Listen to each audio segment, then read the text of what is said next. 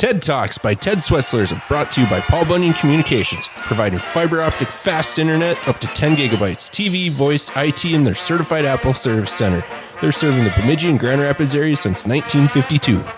Ted Schwerzler at TL Schwerz on Twitter. Twins Daily back for another TED Talks Twins. Catching up on the last week, the Twins just keep it rolling. They won, I believe it was their fifth straight series against Houston, and also knocked off Detroit at home. So a nice 4-2 6-game homestand coming back from that West Coast swing. Haven't lost a series since the middle of June, dropping 2 of 3 to the Rays. A lot obviously happened over the last week. Jose Miranda wound up setting Major League history and Twins history with his 12 consecutive hits, over 12 at-bats. I mean, the man is absolutely on fire right now. He's batting over .330, raised his average probably 30, 40 points in that span.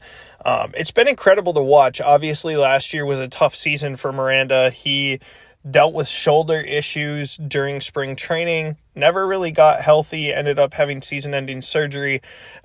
Obviously, just a testament to being healthy and how much that matters, and it's good to see him back in the swing of things and in the fold for the Twins. Obviously, that applies to Carlos Correa, too, who has been on an absolute heater himself, not dealing with plantar fasciitis anymore, really looking like the All-Star that he was named for a third straight time. And as I guess history would have it, it's kind of interesting.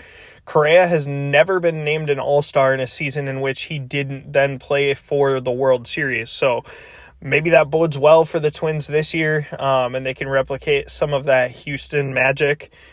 Byron Buxton also just incredible lately. He's got, I believe, 5 or 6 home runs over his last 11, 12 games. Looking great in the batter's box, has been healthy. A lot of fun to see. Obviously tough to lose Royce Lewis again. I would expect him out probably through July. He for sure won't be back before the All-Star break, but could rejoin the Twins early August. They return home on the 2nd against the White Sox. In his spot, though, Brooks Lee has come up and been absolutely amazing as well. Another top prospect that I think it's a good spot for the Twins to be in, to be able to see him and maybe reconsider things. I think he's probably the guy a lot of teams would have called on had the Twins been looking for a big name or starting pitching or something like that at the deadline. And I can't imagine a situation now in which he's moved. He looks like a big leaguer. He looks like a regular. What he's doing is probably a bit over his head. Obviously, he's not going to bat 400 for the rest of the year, but he clearly is a piece that they will want to build around. Matt Wallner also came back up for Austin Martin, who went on the IL with an oblique injury. The hope would be that Martin doesn't miss a significant amount of time, but Wallner had looked great at AAA for the last month and a half, comes up, has a pair of home runs already, is absolutely destroying the ball. Took a 10-pitch at bat on Sunday against Houston that wound up in a walk, and it's just not something that he would have been able to do earlier this year. He wasn't dialed in at the plate like that, too much swing and miss, and it was great to see for him. So good to see him back in the lineup. Rocco Baldelli probably has the best group he's assembled all season. And that's without Royce Lewis right now, which is crazy. If and when Lewis does come back, the Twins will probably need to get creative with who is going to play where and when on the infield, but that is probably a couple of weeks away.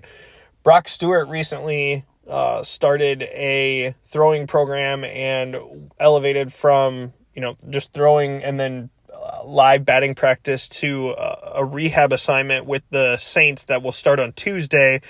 I would expect him out through the All-Star break, but he could work probably 2 weeks worth of game action in return for the Twins at the end of the break, which would be the 20th of July.